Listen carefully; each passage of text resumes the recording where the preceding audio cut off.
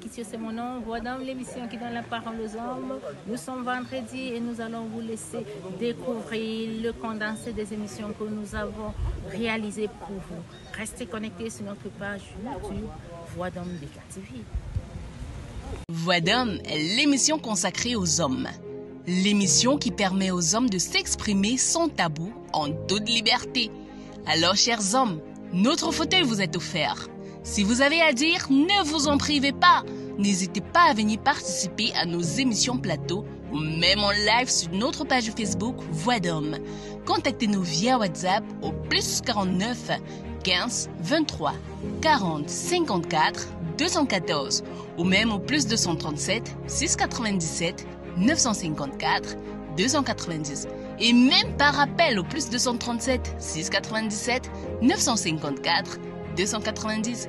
Voix d'homme, la seule émission qui donne la parole aux hommes. Bonsoir à tous, bonsoir chers internautes, bienvenue à Voix d'homme, l'émission qui donne la parole aux hommes. Aujourd'hui, nous avons un invité, un jeune entrepreneur, et la thématique du jour, c'est la religion. La religion, un système de pratiques et de croyances pour un groupe, pour une communauté, pour une personne. Alors, nous avons notre invité, je ne vais pas tarder avant de le présenter, c'est Monsieur Boris Seteki. Bonjour. Bonjour Daniel, bonjour à tous. Je m'appelle Boris Seteki, je suis un jeune entrepreneur. Je vis en France, mais j'interviens aussi en parallèle au Cameroun. Je suis dans le monde des affaires et voilà, j'ai à mon actif en fait, je travaille dans l'immobilier. J'ai une marque de boissons énergétiques que je suis en train d'implanter sur le continent africain et notamment au Cameroun. Des religions, il existe plusieurs types de croyances. Exactement, effectivement, il existe de multitudes de types de religions. On a les religions en fait importantes et populaires. On a l'islam, donc la religion musulmane, la religion judaïsme, le christianisme, le protestantisme, le soufisme, l'hindouisme, le bouddhisme. Donc, on a beaucoup de religions et de croyances. Nous sommes à Voix d'homme, l'émission qui donne la parole aux hommes, et c'est un homme qui est là. Est-ce qu'il existe entre l'homme et la femme? Parce que là, on parle de religion dans les foyers, ça veut dire qu'un homme peut avoir la même religion que sa femme, ou sa partenaire, ou sa copine, ou pas. Dans ce cas, est-ce qu'il y a une religion prioritaire? Pour ma part, pour moi, non. Pour moi, il n'y a pas de religion prioritaire. Donc, on doit s'accepter les uns les autres, accepter surtout la religion de son partenaire. Chacun est libre, que ce soit l'homme ou la femme, chacun est libre d'avoir sa propre croyance. Chacun est libre d'avoir sa religion. Donc, il n'y a pas forcément de religion officielle prioritaire. Donc, pour résumer, il n'y a pas de religion officiellement prioritaire. La religion est un fléau, c'est une croyance qu'aujourd'hui, au lieu de détruire, au lieu de unir les relations, de unir les hommes, elle détruit plutôt les hommes. Comment peut-on gérer ce conflit? Parce qu'on constate que beaucoup maintenant, il y a des conflits de religion.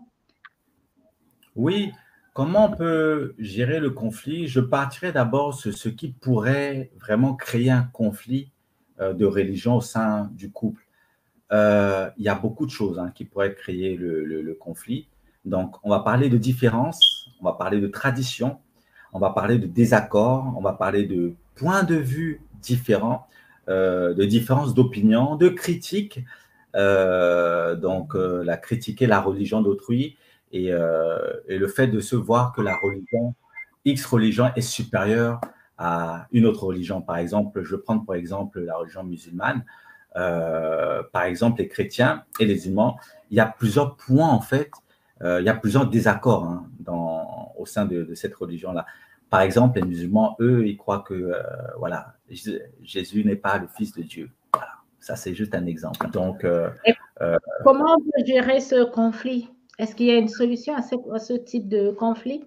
Oui, il y a toujours une solution. Les seules solutions sont vraiment, je pense qu'il faut communiquer.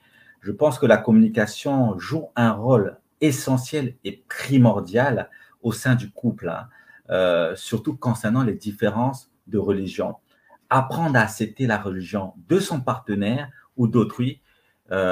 Donc, il faut vraiment communiquer, il faut de l'écoute, il faut de l'entendre et il faut surtout du respect. Mais la majeure partie, il faut aussi de l'empathie, il faut se mettre à la place de l'autre, savoir comment l'autre pensera, comment l'autre pense, comment l'autre voit la religion. Donc, il y a beaucoup de communication à avoir. Donc, avant d'entrer dans une relation, il faut poser les bases, il faut poser certaines bases et aussi apprendre à connaître la religion de son partenaire avant vraiment de véritablement entrer en relation. C'est très, très important parce qu'on sait que quand il y a un petit problème, une petite difficulté, là jaillissent des multitudes de problèmes, hein, de problèmes. Parce que là, comme je prenais l'exemple de mon ami, ils s'entendaient super bien, mais ils n'ont pas établi ces bases, ils n'ont pas communiqué, ils n'ont pas communiqué, ils ont fait confiance à l'amour, ils ont fait confiance à leur cœur et ils se sont lancés sans savoir, sans connaître forcément la religion d'autrui, sa religion et la religion de son partenaire. Et donc, du coup, ils sont allés au tribunal et du coup, la maman a dit que non, c'est sa religion qu'elle va imposer aux enfants. Donc, je pense qu'il y a, avant d'entrer dans une relation, il y a la communication, communiquer. Il faut qu'il y ait une entente, il faut qu'il y ait une connaissance de la religion de son partenaire, vice-versa, d'abord, et ensuite, on peut se mettre en couple. Si par amour, vous épousez, vous êtes en relation, vous mettez en relation avec une dame ou une partenaire qui n'est pas de la même religion que vous, pourquoi à la fin, ayant ces conflits, il faudrait prendre la porte? Pourquoi vous ne supportez pas, vous les hommes? Nous les hommes, non, on pourrait supporter, hein, mais jusqu'à quand en fait? Jusqu'à quand? On peut supporter. On dit que l'amour est patient, l'amour supporte tout, l'amour peut être plein de bonté, l'amour n'est pas envieux, l'amour sincère et pur ne fait rien de malhonnête. C'est ce qu'on dit, c'est ce que la parole dit aussi. L'amour, on peut tout supporter. Mais comme je l'ai dit tout à l'heure, l'amour ne suffit pas. Il y a des actes que l'on pose. Il y a le caractère qu'on doit avoir. Il y a le leadership qu'on entretient. L'amour s'entretient. Donc, l'amour ne fait pas tout. Hein. L'amour ne fait pas tout. Donc, on peut supporter, mais jusqu'à un certain point, il faut que la partenaire aussi joue le jeu. Et tant qu'il y a de l'entente, on peut aller jusqu'à la mort. Mais lorsqu'il n'y a plus d'entente, même quand on communique, je pense que voilà, il est important de se laisser pour ne pas qu'on se haïsse. Hein, pour ne pas qu'on se haïsse, il est important de se laisser. Mais je pense que les bases doivent vraiment être établies. Je vais mettre un témoignage d'un internaute qui nous a laissé le témoignage. Il n'a pas voulu s'afficher. Alors, il nous a permis d'enregistrer ce témoignage et après le témoignage, on reviendra vers toi qui es notre invité et tu nous diras. Pendant ce temps, je vais prier les internautes de partager, d'inviter leurs connaissances. À toi aussi, Boris, d'inviter ta communauté parce que ça pourra leur servir ce qui sera dit sur cette émission.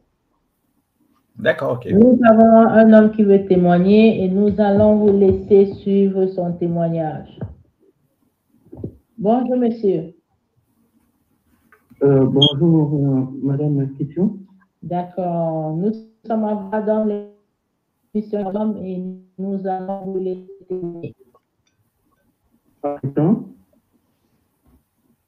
Nous sommes africains, mais ce concept de religion, ça fait problème dans beaucoup de ménages. Pourquoi ça fait problème? Je parle d'une expérience très simple. Personnellement, j'ai vécu cette expérience. J'ai fait la connaissance d'une fiancée. Je ne vous fais pas dire que j'ai fait la connaissance d'une fille, d'une fiancée. Et les choses allaient à merveille. Tellement à merveille au point où nous avions envie de passer au plan secondaire, d'aller de l'avant. Et du coup, cet aspect de religion, ça fait surface. Quand ça fait surface, moi personnellement, Je respecte la religion de tout un chacun. Je reconnais que tout homme appartient à une culture, à une langue et une tradition. Mais au-delà de tout cela, nous avons nos appartenances. Chacun peut exprimer sa foi chrétienne de sa façon. Chacun peut exprimer sa foi traditionnelle de sa façon. C'est de pouvoir exprimer son appartenance et avec conviction. Pour dire quoi? Au moment où je m'engage, je dis, j'ai été, j'ai fait partie, j'ai milité. Comme chrétien, dans telle entité religieuse, j'ai fait partie, j'ai appartenu à telle religion.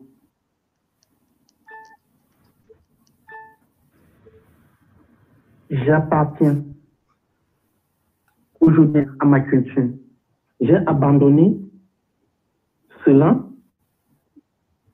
parce que moi, j'ai traversé cette réalité de la vie, j'ai vu certaines choses, j'ai analysé, j'ai compris beaucoup de choses. Voilà pour ce qui me pousse à revenir à ma tradition d'origine, c'est-à-dire le culte des ancêtres, c'est-à-dire moi je peux faire des funérailles, mais par contre, la condition qui m'était posée, c'était si je veux l'épouser, que j'abandonne des funérailles, j'ai dit, madame, ma chérie, je ne peux faire parce que maman, elle est décédée il y a de cela peu. Nous sommes aujourd'hui à 2 décennies. C'est l'occasion pour nous de rendre hommage à cette âme et pour rendre cet hommage, nous comptons le faire par les funérailles. Il est bien vrai, chaque année, nous procédons par les messes d'action de grâce. Donc, vous voyez, bien que parmi nous, enfants d'une même femme, chacun vient avec sa façon de s'exprimer, nous trouvons quand même le juste milieu pour pouvoir dire merci à ce jour. Monsieur Teki, un mot de fin, une question qu'on ne vous a pas posée et que vous souhaiterez répondre, et un mot de fin. D'accord, un mot de fin pour conclure. Je vais d'abord remercier l'émission Voix d'Homme, donc l'émission réservée uniquement aux hommes, qui donne la parole aux hommes. Je vais d'abord remercier cette émission. Je remercie aussi les internautes qui ont suivi cette émission, qui ont participé, et j'espère que voilà, vous avez appris beaucoup de choses. Pour conclure sur le thème la religion dans les foyers, je dirais l'amour peut être patient, l'amour peut être plein de bonté, l'amour n'est pas envieux, l'amour sincère et pur, en fait, rien de malhonnête. L'amour ne peut pas tout régler dans une relation ou dans un couple. De manière générale, pour l'harmonie du couple, il est préférable et souhaitable de partager la même confession, la même religion, la même croyance. Je dis bien, il est souhaitable et préférable. Le conseil que je peux donner à des personnes ou à une personne qui souhaite envisager, qui envisage en fait de se marier avec une personne de confession différente, le conseil que je peux donner aujourd'hui, c'est d'être patient et surtout d'apprendre à respecter la religion d'autrui, de son partenaire, et surtout de connaître les principes et les valeurs et surtout les obligations qu'impose la religion. Donc, c'est le conseil que je pourrais donner aujourd'hui et je dirais, rien n'est impossible à celui qui croit, rien n'est impossible à celui qui aime de façon pure et sincère, mais il est vraiment souhaitable et préférable que les personnes aient la même religion pour éviter beaucoup plus de problèmes et de mésententes. Et le mot de fin, c'est que l'amour supporte tout, l'amour peut tout et Dieu peut tout. Dieu peut toutes choses. Donc voilà, le but dans la vie, dans ce monde, c'est de vivre en harmonie et accepter les religions différentes, accepter le caractère d'autrui, accepter le comportement d'autrui, savoir faire des concessions, savoir respecter, prendre son temps et de vivre en harmonie, tout simplement. Besoin d'une décoration sophistiquée, soignée et épousant votre thème? Ne craignez plus. Décadeco, qui aujourd'hui est classé parmi les leaders de ce secteur, se propose de mettre plein de paillettes dans les yeux de vos invités en les faisant voyager vers des horizons féeriques. C'est à travers une équipe de professionnels, un matériel de qualité, une ponctualité sans pareil et une rigueur sans précédent dans le travail qu'ils prendront votre événement comme le leur. Vous les retrouverez sur leur page Facebook au nom de Décadeco ou même par contact au +49 15 23 40 54 214 ou encore au +237 697 954 290 ou même par appel au +237 697 954 290. N'oubliez pas, le prix ne sera jamais un problème. Testez et vous apprécierez. Ne perdez plus de temps. Contactez-nous dès à présent. Décadeco, une décoration à l'image de vos rêves. Bonjour à tous, bonsoir selon le pays où vous trouvez. Vous êtes sur l'émission Voix d'Homme, l'émission qui donne la parole aux hommes. Nous sommes ravis d'être avec vous. Vous nous avez manqué. Nous étions en congé et nous sommes revenus de congé avec beaucoup de confiance, avec beaucoup de changements dans l'émission Voix d'Homme, l'émission qui donne la parole aux hommes. Aujourd'hui, nous allons parler d'un thème, mais retrouvons-nous après le générique.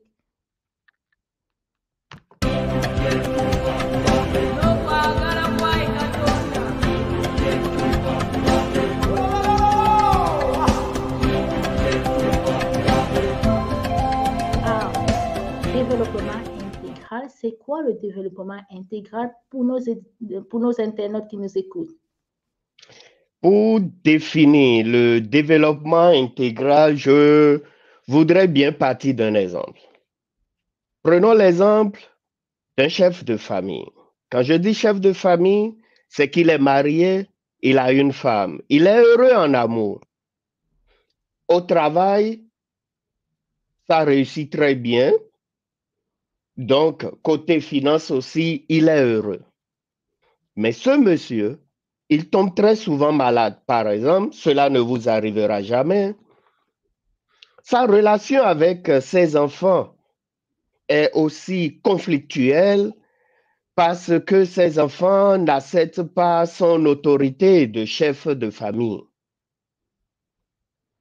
Et ce monsieur, il essaie, par exemple, d'entreprendre à côté de son travail, d'avoir une entreprise. Et là aussi, ça cloche un peu. Et donc, quand nous prenons cet homme, nous voyons déjà plusieurs domaines de sa vie, plusieurs domaines autour de lui, à savoir la relation de couple avec sa femme, la relation avec ses enfants, le travail ou l'emploi, l'entrepreneuriat, ce qu'il cherche à faire, les finances. Et tout ça là constitue des domaines de l'être humain. Et donc, des domaines de vie. Et donc, le développement intégral se charge alors du développement de tout l'homme, c'est-à-dire dans tous les domaines de sa vie. Et cet homme, je disais par exemple qu'il a réussi en amour, en finance, en emploi, mais au niveau de la relation parent-enfant, par exemple, ça ne marche pas. Ça veut dire que son développement intégral a, à un niveau donné, une situation à corriger. Quelque chose où il faut trouver une solution. Donc, le développement intégral, pour faire court, permet d'avoir le bonheur absolu. Le D'accord. développement intégral permet d'avoir le bonheur Effectivement, il y a absolu. quelque chose sur lequel il faut travailler. Est-ce que le fait d'avoir un manque de confiance en soi peut avoir une conséquence sur la vie de la personne, sur sa vie, par exemple, professionnelle ou maritale si la personne est mariée, ou sur la vie sociale? Alors, je prends d'abord mon cas. Comme je le disais, j'avais aussi un manque de confiance en soi, un problème de confiance en soi. Et je n'arrivais pas à parler en public. Je n'arrivais même pas à communiquer avec des personnes plus âgées que moi. J'avais tout le temps la tête baissée comme ça. Et ce problème, je l'ai remarqué. Et ça a fait que j'avais du mal à mener une vie sociale, à avoir des amis, à pouvoir m'extérioriser en public, m'affirmer en public. J'avais très peu d'estime de moi-même, c'est-à-dire la reconnaissance de ma propre valeur. Et quand je prends, par exemple, en général, ce qui se passe souvent, vous allez aussi voir les conséquences de cela, c'est que au travail, la personne se refuse à prendre de décisions ou de risques. On m'a dit de faire ceci, je le fais, c'est fini. Je reste dans mon coin. Ah, je vais pas, même ce qu'on t'a dit, on a dit de faire, on a du mal à l'expliquer, à défendre ce qu'on a fait, sa décision.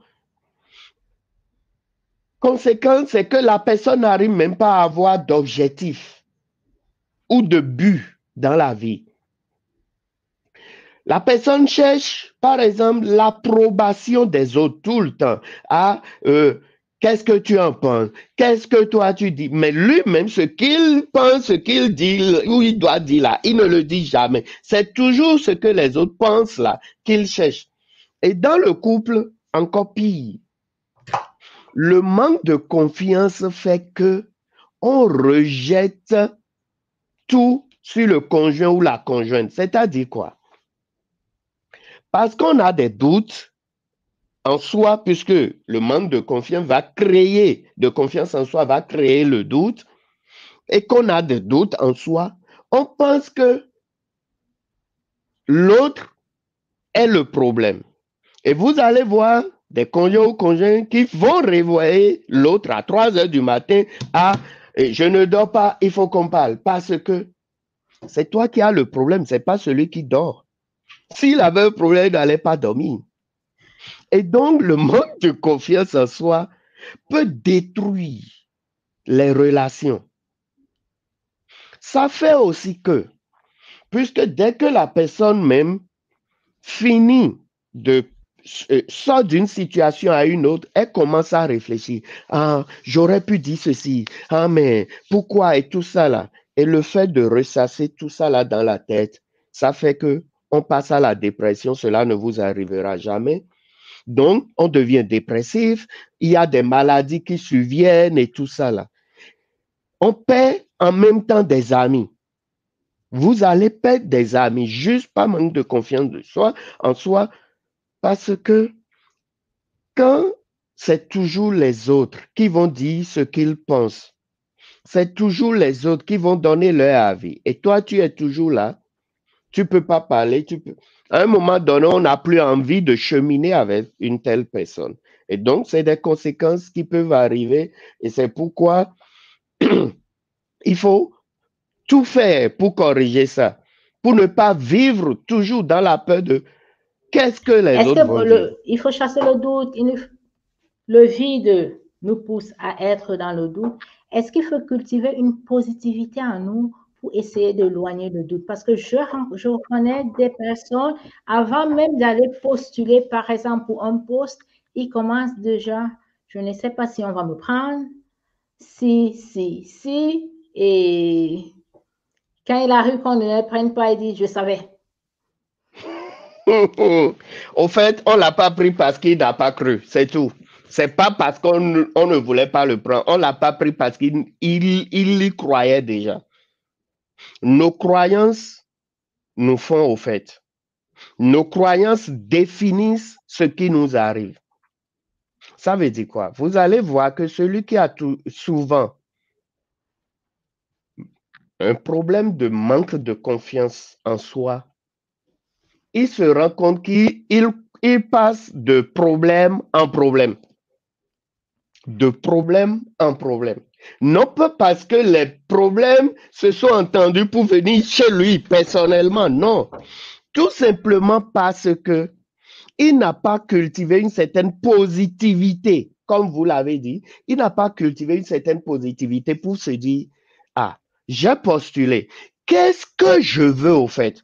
Et c'est ce qui nous manque en tant qu'être humain, en tant qu'humain, en tant que personne, homme, grand âge. Nous nous orientons toujours sur ce qui ne va pas ou ce qui ne pourrait d'aventure pas aller. Au lieu de dire, qu'est-ce que je veux avoir? Je veux avoir ce poste ou bien.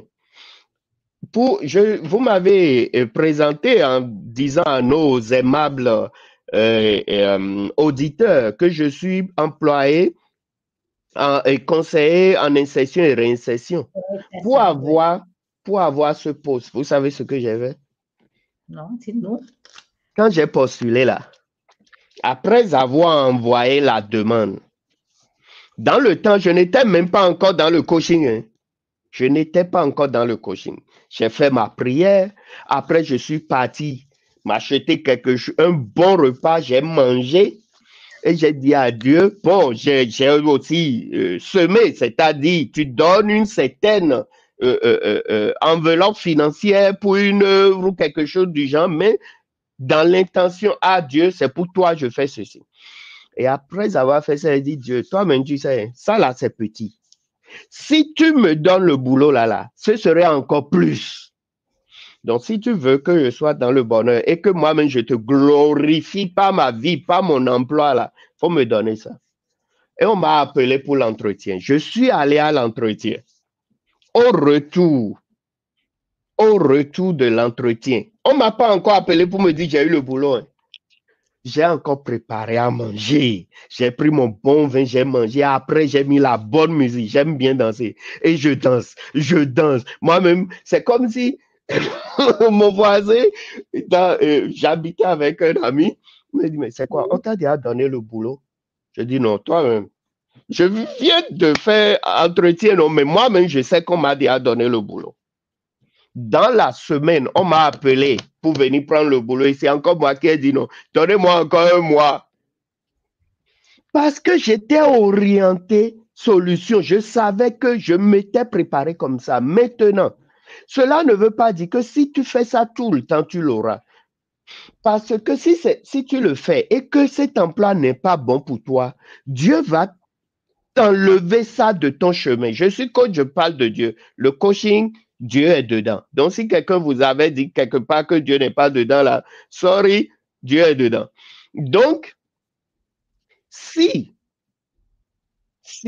j'avais par exemple passé tout mon temps, est-ce que ça va marcher? Est-ce que ceci? Est-ce que cela? Vous pensez que j'aurais eu le boulot? Et même si je l'avais eu, j'aurais douté de mes compétences. Mais étant déjà sûr, avant même qu'on ne m'appelle, étant sûr que je vais réussir cet emploi et que cet emploi m'est destiné, non, moi-même, je suis content et mon chef est content de mon travail. Alors que, en commençant là, j'avais juste 2 ou 3 idées du travail. Mais j'avais travaillé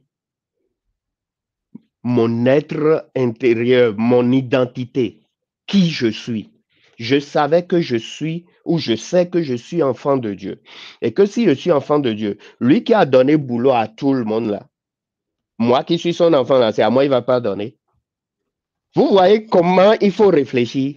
C'est comme ça au fait. Et quand vous le faites, vous allez voir que personne ne peut venir vous enlever votre confiance, la confiance que vous avez en vous et en Dieu qui est à l'intérieur. L'essentiel, est de savoir qu'est-ce que je dois faire du moment où je sais où je veux aller. Je veux parler à cette fille. Je veux pouvoir parler dans mon équipe au travail.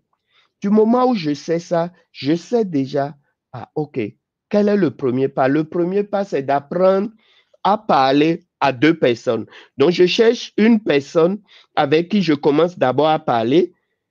Petit à petit, on passe à 2, on passe à 3. C'est de petits processus, on peut s'aider. C'est pourquoi, quand vous étiez en train de dire, nous sommes notre propre problème, j'haussais la tête. Effectivement, on a toutes les solutions en nous. Pour apprendre la langue allemande, je vous dis que je m'étais inscrit sur un site de rencontre. D'aucuns me diraient, qu'est-ce que tu cherches sur ce site de rencontre? Non, parce que sur ce site de rencontre, à l'époque, j'écrivais avec une dame de 60 ans. Et donc, elle me corrigeait chaque phrase. Et c'est pourquoi en grammaire, dans la langue allemande, je ne blague pas. Donc, elle me corrigeait parce que j'avais un objectif. Je veux apprendre la langue. C'était mon objectif. Donc, j'ai cherché les moyens pour le faire. Vous pouvez avoir ces moyens. On vous a donné aujourd'hui des choses. Donc, pardon, appliquez simplement et voyez ce qui va se passer. Quelque chose. Déjà, à nos internautes qui nous regardent, qu'est-ce que vous leur dites? Je voudrais d'abord les remercier.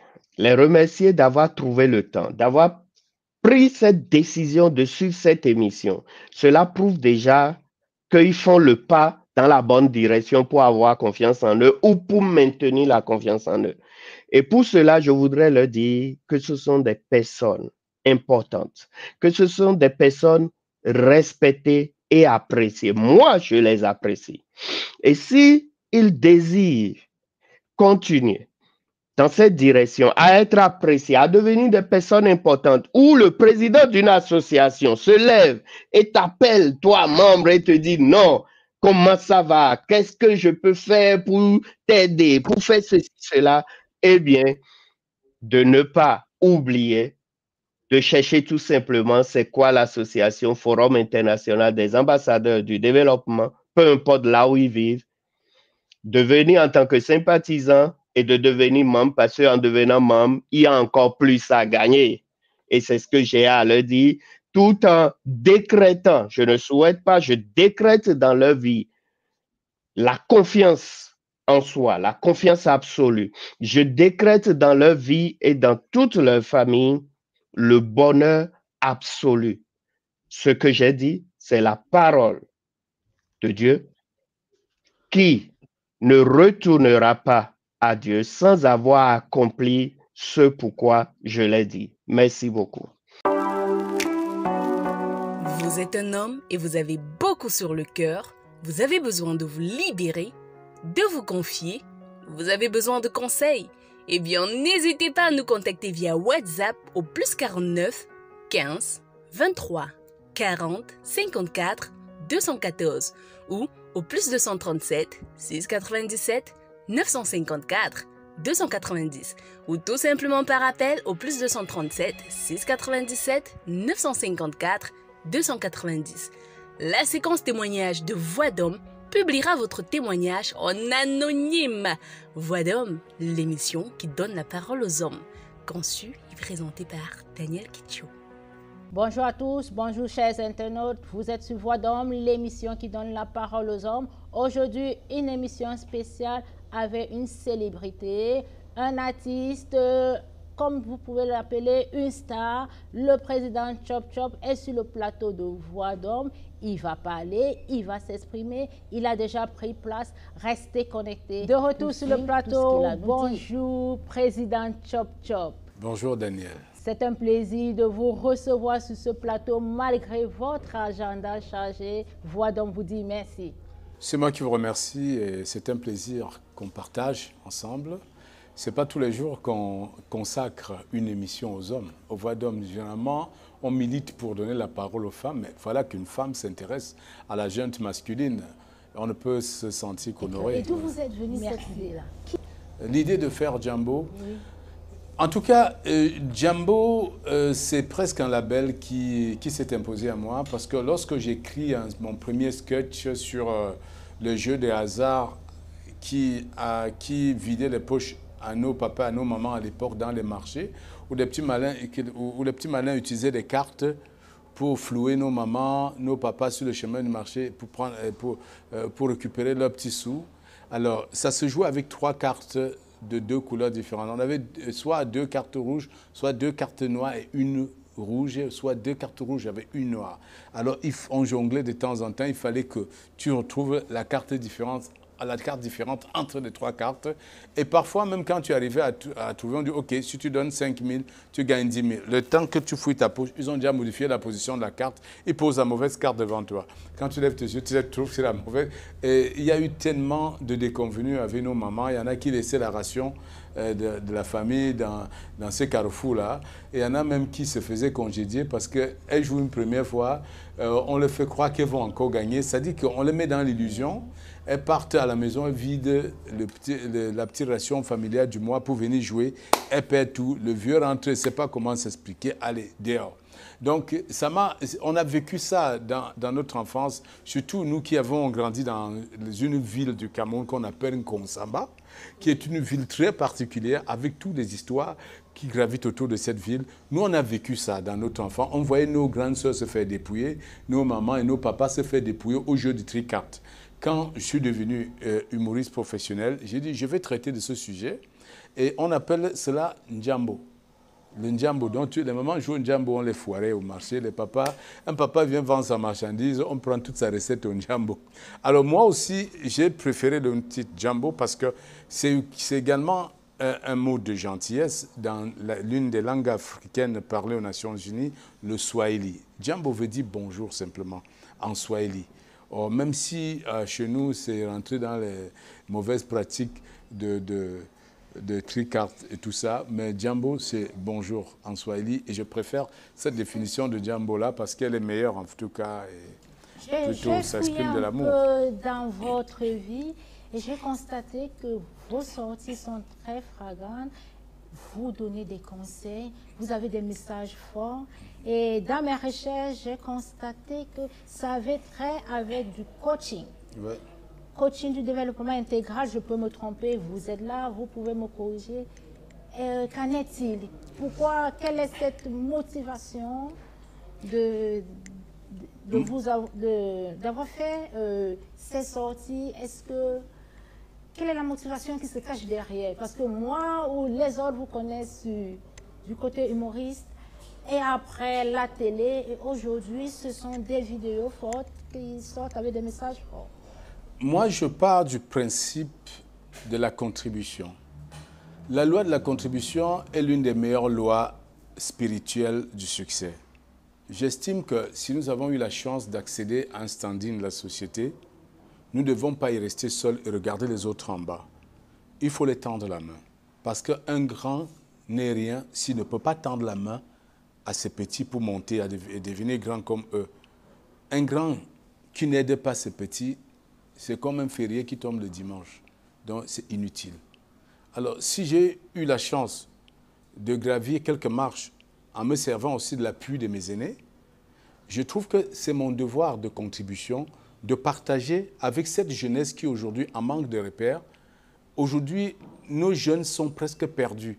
Avec tout ce qu'on les diffuse sur Internet, les non-valeurs qu'on présente aujourd'hui comme des valeurs de la toile, au nom de la révolution digitale, tout le monde se retrouve superstar et donneur de leçons, donneur de styles de vie. Et malheureusement, nos jeunes ont plus tendance à copier des non-valeurs plutôt qu'à copier des valeurs.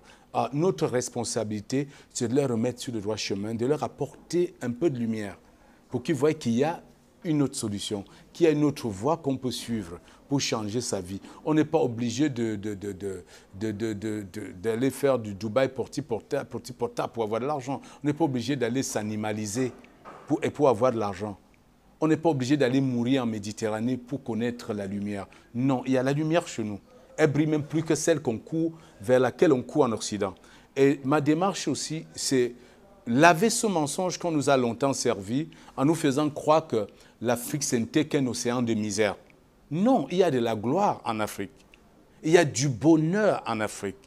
Il y a même plus de bonheur en Afrique qu'ailleurs. Il y a du bonheur partout. Mais le véritable bonheur, c'est celui-là que tu t'offres chez toi, là où tu es. C'est déjà de t'accepter toi-même. À force de vendre l'illusion à nos jeunes, ils vont mourir dans la mer parce qu'ils pensent que l'autre côté, c'est mieux. Une de vos vidéos très pertinente sur le sport. Oui. Vous n'avez pas juste fait la vidéo, mais vous pratiquez le sport. Absolument. La meilleure leçon se dispense par l'exemple. Ne dis pas aux gens, allez courir, faites ceci le matin, faites les abdos, et tu t'assois, tu le dis, on ne voit pas sur toi-même. Tu dis aux gens, ayez la bonne forme physique, on ne voit pas sur toi. Si je viens laver une bédaine débordante, les joues, les fesses, tout ça qui déborde, comment est-ce que je vais conseiller un jeune? Il faut dire la vérité à tout le monde. Ça ne concerne pas que la jeunesse, ça concerne tout le monde. Notre premier capital dans la vie, c'est notre santé. Parce que le jour où tu n'as plus la santé, tu n'existes plus. Le jour où tu n'as plus la santé, même si tu as les milliards de ce monde, un milliardaire alité, à quoi lui servent ces milliards? Acheter des médicaments, à payer les médecins. Il ne peut même pas profiter. Donc, notre première entreprise à bâtir, c'est notre santé. Parce qu'avec la santé, tu peux avoir le reste. Tu peux avoir tous les autres, mais sans la santé, tu n'as rien. Et c'est pourquoi je prône le sport. La pratique du sport est bonne. Je donne aussi des conseils, l'éducation à la santé. Il faut éduquer les gens à bien manger. Manger sain. Bien se nourrir, c'est important. Manger varié. Et éviter les nourritures toxiques. Il y a des plats, quand tu quittes la table, tu as déjà perdu le réseau. Il n'y a qu'un canapé qui t'attend pour dormir. Or, il ne faut pas qu'après la table où tu te sens assommé, nous mangeons les nourritures assommantes. Parce que trop gras, trop lourd, trop mal cuisiné. Il faut éduquer les gens à prendre soin de leur alimentation parce que le premier médicament, c'est l'alimentation. Et la porte d'entrée de la maladie dans notre organisme, c'est également par l'alimentation. Donc, il faut éduquer les gens à la bonne alimentation. Et après l'alimentation, l'exercice. L'exercice physique est primordial. Toutes les maladies que nous pouvons énumérer ici, elles sont nombreuses. Les maladies les plus graves, les maladies chroniques, comme les maladies neurodégénératives, sont dues à la sédentarité et à la malbouffe. Que ce soit l'hypertension artérielle, le diabète, les maladies cardiovasculaires, l'Alzheimer, toutes ces maladies neurodégénératives, c'est des maladies de la malbouffe, de la mauvaise hygiène de vie. Parce que tu manges mal et tu ne bouges pas. Et puis encore, nous avons une mauvaise habitude chez nous, boire glacé. Si ce n'est pas bien tapé, ce n'est pas fait. Pardon, donne-moi une bière bien tapée, donne-moi de l'eau glacée. Or, notre corps n'est pas glacé à l'intérieur. Le corps qui est glacé à l'intérieur, c'est un cadavre. Parce qu'il n'y a plus de vie. Un corps qui vit, il y a de la température dedans. Pourquoi tu vas venir refroidir cette température? Du coup, tous les graisses que tu as mangées, tu les coagules très rapidement avec de l'eau glacée, de la bière glacée, et tu ajoutes d'autres toxines dessus. Or, moi, je prône la bonne vie. Je marche avec un thermos. J'en ai un dans mon sac, dans ma voiture. J'ai toujours un thermos quelque part avec moi. Je bois chaud à longueur de journée. Même quand je vais dans un restaurant, on me dit de l'eau, je dis, OK, chauffez là et vous posez avec une carafe. On chauffe mon eau, on apporte dans une carafe. Je bois de l'eau tiède. Et c'est très bien pour la santé. Président Job, on va rester du côté de la santé. Vous faites de l'activité sportive combien de fois par semaine? Il y a des semaines, je l'ai fait 7 jours sur 7. Mais il y a des semaines où mes activités professionnelles ne me permettent pas. Mais le minimum, c'est 4 jours sur 7. Le minimum, c'est 4 jours sur 7. Et d'où est venue la motivation de faire des vidéos où vous êtes en train de faire du sport pour montrer au public qui vous regarde, à cette jeunesse qui vous suit? Ma motivation pour les vidéos vient d'une inspiration. Une inspiration que j'ai captée chez un ami et un frère. Je le cite tout le temps. Ça part même déjà de ma motivation pour la lecture. Il y a 5 ans, j'ai acheté un magazine, je mettais 1 mois, même 2 pour le lire. Même pas pour tout lire, pour lire les pages qui m'intéressent dedans. Mais aujourd'hui, en 1 mois, je peux avaler 2 à 3 livres importants parce que cet ami m'a donné l'envie de la lecture. On se retrouvait pendant nos vacances à Paris. On parlait de richesse et de tout. Il m'a dit, mon frère, tu sais quoi? Il dit oui. Il dit, nos jeunes ont une très mauvaise idée de la richesse. Ils ont un concept erroné de la richesse simplement parce qu'ils sont ignorants. Ils ne lisent pas. On a tenu une discussion et dit, mon frère, je ne veux pas te répondre, je ne veux pas te contredire. Je vais t'offrir un livre. Va lire. Et après, on en reparlera. Il m'a offert un livre de Robert Kiyosaki qui s'intitule père riche, père pauvre. Je l'ai pris, j'ai rangé. J'ai voulu lire les premières parties, ça me fatiguait, j'ai rangé. On se retrouve à Yaoundé, son épouse m'offre, il s'agit du docteur Raoul Ruben Djonou. C'est un grand leader en développement personnel et un phénomène dans le marketing relationnel. Vous avez parlé de humble, moi je vais parler de simplicité, parce qu'une fois que je suis arrivée au Cameroun, je suis arrivée à votre bureau et vous m'avez tendu la main, on ne se connaissait pas. Je vous ai demandé, est-ce que vous pouvez être mon invité à Voix d'Homme? Et vous avez accepté sans me connaître. C'est juste pour enchérir ce que vous êtes en train de dire. En face de moi, je vois un homme humble, un homme simple, un homme qui tient la main de la jeunesse, des personnes qui veulent évoluer. Et pour ça, mon équipe et moi, nous vous disons déjà merci, Président Chop Chop. C'est moi qui vous remercie d'avoir donné l'opportunité de m'exprimer et de changer dans le cadre de votre émission. C'est une opportunité. La vie est un océan d'opportunités. On ne sait jamais de quel côté cette opportunité va apparaître. Tu peux refuser une interview alors que c'est là où tu vas rencontrer, tu vas dénouer un nœud de ta vie. Peut-être c'est là où tu vas rencontrer l'opportunité d'affaires de ta vie. Je ne sais pas combien de millions de personnes regarderont cette émission. Je ne sais pas qui est derrière son téléphone ou son ordinateur en train de nous regarder. Peut-être c'est là que les choses vont se déclencher pour moi. Donc, il faut être simple dans la vie. Il est plus difficile pour moi d'être autre chose que ce que je suis. Si je commence à jouer ma star, attends, je serai très mal à l'aise. Il n'y a rien de plus beau que la simplicité. Avant de terminer cette émission, une dernière ou une avant-dernière question. Vous avez reçu l'invitation de l'émission Voix d'Homme. Qu'est-ce qui est venu à votre esprit? Qu'est-ce que vous avez pensé? Moi, quand quelqu'un m'approche pour un tel projet, on veut t'interviewer. La première question, qu'est-ce qu'ils veulent savoir sur moi? Quel type de questions ils veulent me poser? Moi, pourquoi elle veut m'interviewer? J'ai déjà répondu à trop d'interviews sur ma vie. Est-ce que ce n'est pas une interview de trop? Dans ce sens, on se demande à quel type de questions on doit s'attendre. On commence. Et je n'aime pas qu'on m'envoie les questions avant. J'aime être spontané. Comme vous avez constaté, je ne vous ai pas demandé le questionnaire. Je ne veux pas je n'aime pas préparer les interviews. Parce que j'aime être sincère. Donc, la première idée, c'était de quoi on va parler, pourquoi elle m'a ciblé, pourquoi moi. J'ai posé des questions. C'est normal. Il faut un peu savoir le pourquoi des choses. D'accord. Président Chop Chop, mes internautes de l'émission Voix d'Homme vous regardent. La jeunesse vous regarde. Nous avons eu un débat tellement enrichissant.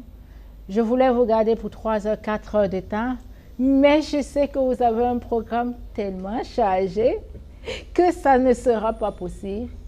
J'aimerais que vous leur transmettez un message, que vous leur dites quelque chose. Alors, déjà, je tenais à vous remercier pour l'invitation et de l'opportunité que vous me donnez de m'adresser à votre auditoire. Ce que je peux dire aux jeunes, c'est que dans la vie, quel que soit ce que vous visez, apprenez à marcher avant de courir. Et si vous voulez arriver, si vous rêvez de succès, décidez tout de suite de ce que sera ce succès, à quoi ressemble ce succès, visualisez-vous déjà dans ce succès. C'est à travers les images de visuel, projetez-vous dans cette vie. Faites-vous des images mentales qui vous mettent dans l'état de cette vie que vous visez. Et choisissez votre cercle d'influence. Choisissez les médias que vous allez regarder. Choisissez les gens que vous allez suivre sur Internet. Il n'y a pas que des aliénés sur Internet. Il n'y a pas que des ordures sur Internet. Il y a du trésor sur Internet. Allez chercher du trésor sur Facebook. Allez chercher du trésor partout. Refusez de partager la négativité. Refusez de partager ces messages négatifs. Refusez de partager les productions de la haine. Parce que quand tu partages un message de la haine, tu deviens haineux.